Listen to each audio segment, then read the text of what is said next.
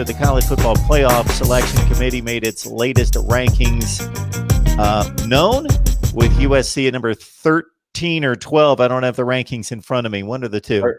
13. Number 13. They have USC at 13, which, in all honesty, caused an uproar. And so an article on the LA Times came out, and I believe Mike Bone came out and have said that he's disappointed in the College Football Playoff Committee and their ranking of USC and the treatment of USC.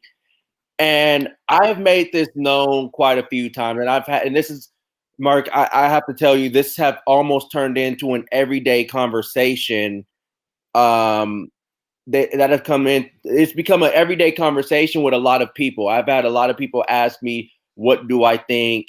As well as I had people tell me USC's not getting into the college football playoff. So I have a few things to say about that. And a lot of people who know me, a lot of people who've heard me talk and everything know that I have said USC is not getting into the college football playoff.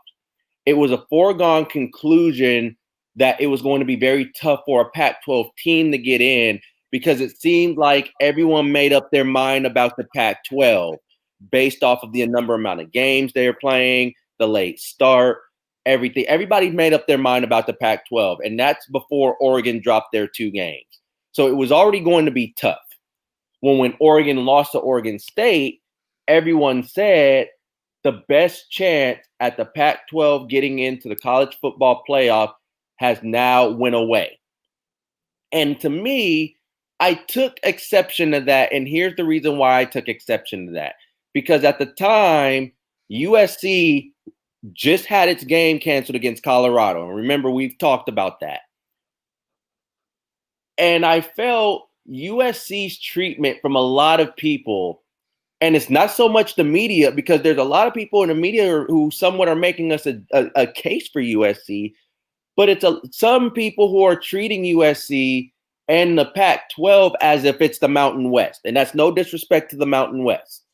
But it's almost to a sense that USC and playoff chances, an undefeated USC and playoff chances, is in the same talk as Coastal Carolina or Cincinnati making the college football playoffs, to the point when we're talking about a 2-loss team possibly getting in. Now, to me, this is an issue because you have a Power 5 school who is undefeated, and granted, we can talk about how they played and everything. They're undefeated.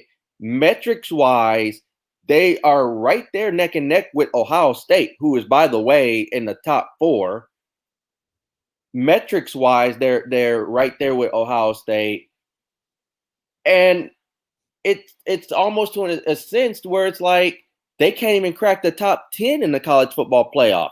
So I'm not asking for them. I'm not saying they need to be in the playoffs, because if you look at how they played, they've had their chance against Arizona State. With Arizona State, we thought Arizona State was going to be the second best team in the Pac-12 or the third best team in the Pac-12. That wasn't the case. They struggled against Arizona, who haven't won a game in a year. Okay, granted, understood. They handled Utah, and Utah just beat Colorado, but Utah is replacing everybody. They handled Washington State. Washington State was projected to be the last team in the Pac-12, but they took care of business against 2 teams. Then they had to come back against UCLA, which I stated that if they wanted a chance for the college football playoffs, they had to blow out UCLA. That didn't happen. The one game that probably would have helped them was Colorado, and that got canceled because USC had COVID cases on their team and had COVID situations on their team. The next best chance probably would have been Washington, because Washington is 3-1. Well, Washington's not playing because they have their whole offensive line, or not offense, their whole defensive line is wiped out because of COVID. Even if they blow out Oregon, let's say they handle Oregon pretty easily, it's not going to be enough to get them in that conversation. And my biggest thing is that I feel at least USC should be in the conversation. They should at least be in the conversation over a 2-loss SEC team or over Cincinnati or Coastal Carolina. Because one, USC, if USC wins, they would be the Pac-12 champions. So they would be a Power 5 undefeated conference champion. The fact that Texas A&M might have a chance, Texas A&M didn't even win their division. So now this is all. Now here's the thing that it goes into this, because a lot of people are saying, and I've seen people say, well, are they better than Ohio State? Will they beat Ohio State? This is not a USC versus Ohio State on the field. We know Ohio State is clearly the better team. So that's without a doubt. Does USC deserve to be in the conversation? Sure. And I feel USC should at least be in the conversation. Now, if we don't want to put them in, that is fine. I am completely okay with that. Now, one of the college football playoff committee members have made his stance on why USC is not being considered or why USC is not ranked higher. And that is because the fact that USC had to come back in a lot of games. They had to come back against Arizona State. They had to come back against Arizona. They had to come back against UCLA. And that's not a good look. He said that wasn't a good look for them, because if USC wanted to get up there and get in higher on that ranking and to push the envelope to get in, they had to show dominance. And USC did not show dominance in those games. And that I am actually okay with. But at the same time, that's in terms of getting them in the college football playoffs. The fact that we're not having the conversation of them contending is a problem, because USC at number 13 just basically says you're not getting in. You have no chance to get in. And the fact that they're not in the top 10, but Florida, who just lost to LSU, is still in the top 10. To me, that's kind of baffling to me a little bit. But, I mean. So USC's undefeated. As you mentioned, they're going to win a conference championship. Otherwise, they're out of the conversation, of course. So this is how I look at it. USC, in my rankings, is number 10. And I believe that if the favorites win this weekend, then the top 4 are going to stay the same, and that's going to be the playoff. But if things happen otherwise, meaning, let's say Alabama wins the SEC, and so they wipe out Florida, Texas A&M will put them to the side for right now. Notre Dame beats Clemson. Clemson's got 2 losses, so there's only one team out of the ACC. And then the Big Ten champ, whether that's Ohio State or really Northwestern, deserves some love if they can upset Ohio State and be 7-1 as a Big Ten champ. But let's say Ohio State wins as expected. So you've got Ohio State, Notre Dame, Alabama clamping down those 3 spots. Okay, we've got an open spot, and we're going to have a Big 12 champion with 2 losses. We're going to have USC undefeated.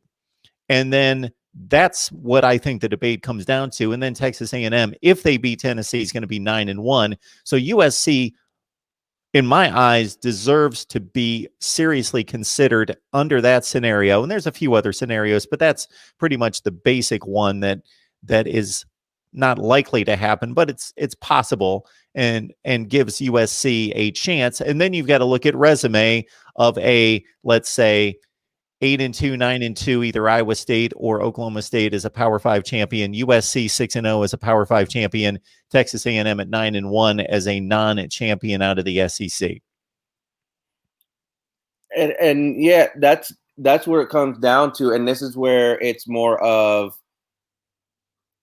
here, and this is where it's going to be really baffling too, because a lot of with the committee, I think it sounds like they have no issue taking a 2-loss Big 12 champion over USC. Now, is it going to come down to, and I think this I don't think that it will come down to it, but is the late start going to hurt USC or the Pac-12?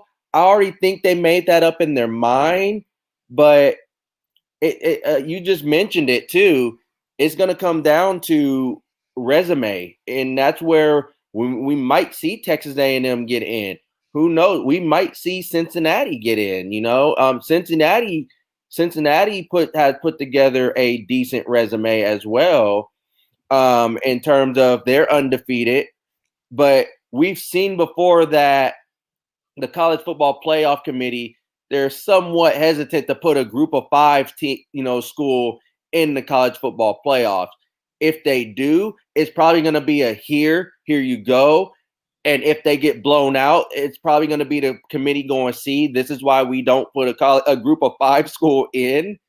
But it's going to be that's if Clemson loses to Notre Dame. If Clemson loses to Notre Dame, I think you have a pretty interesting conversation, because now you're going to look at it as, will the committee put a 2-loss Clemson team in there? That's also a possibility. Will they put a 2-loss Big 12 school in there? That's also going to be a possibility.